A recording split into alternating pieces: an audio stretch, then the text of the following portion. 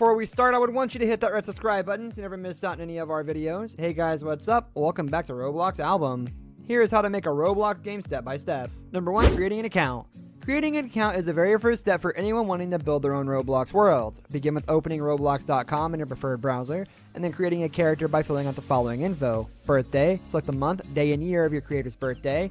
According to Laura, the Director of Community Safety and Digital Civility at Roblox, inputting the accurate date of birth is important as the strictness of features like text chat will be adjusted based on age. Username. Here, create a username or screen name that others will know your character by.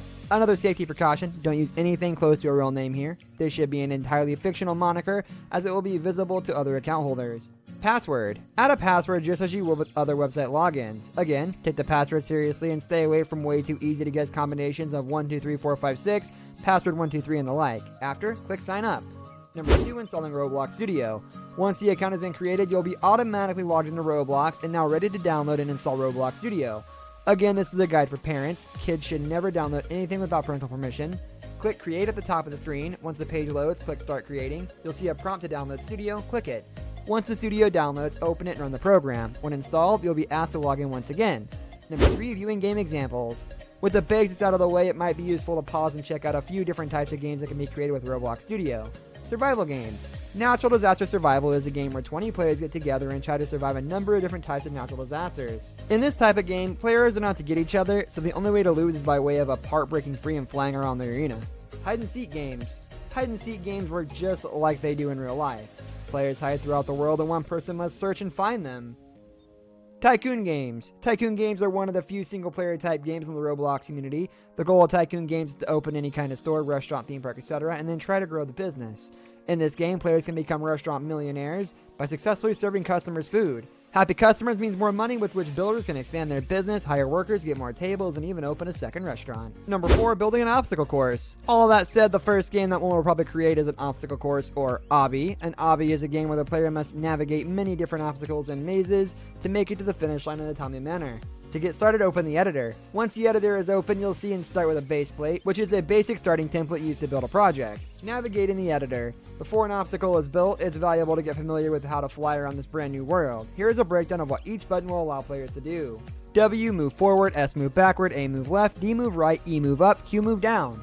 Inserting and moving a part. Obstacle courses are made up of many different parts, which are physical objects that can be inserted into a level. To go about doing so, look towards the top of the screen and locate the part icon. For this example, select the block part. Once clicked, you can now drag your part around the editor, and if you make it larger or smaller, or even have it face another direction, you can utilize the scale or rotate buttons. Both actions function similarly to what you've probably experienced in other programs. For instance, with the scale option, offering different draggable dots in your part that can be used to extend or shrink it. Scaling a part in Roblox. Anchoring parts. A key feature of most obbies is a floatable part, that is, a part that isn't affected by gravity and thus suspended in the air. You can anchor the part from the properties menu. To access, click your block and look to the bottom right corner of the screen. Here you'll see your part properties and will be able to check the box next to the anchored in order to implement the behavior.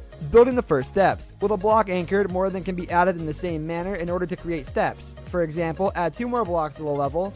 Scale the new blocks and match the existing block. Position all the blocks to gradually get higher than the previous. Make sure all blocks are anchored. Number 5, testing the game.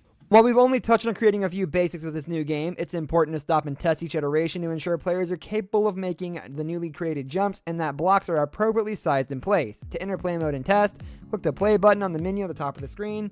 Once the player appears, use the keys to move and spacebar to jump. Guide the player across each block to make sure all jumps are possible.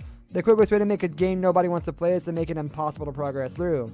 Once done testing, click stop to exit and return to the editor. Roblox testing jumping blocks. This brings us to the end of our video. I hope you enjoyed it. Hit like if you did, and don't forget to subscribe to our channel so you don't miss out on any of our videos in the future. Also, watch the 2 videos that are on your screen because I'm sure you'll love them. With that, I'll see you in the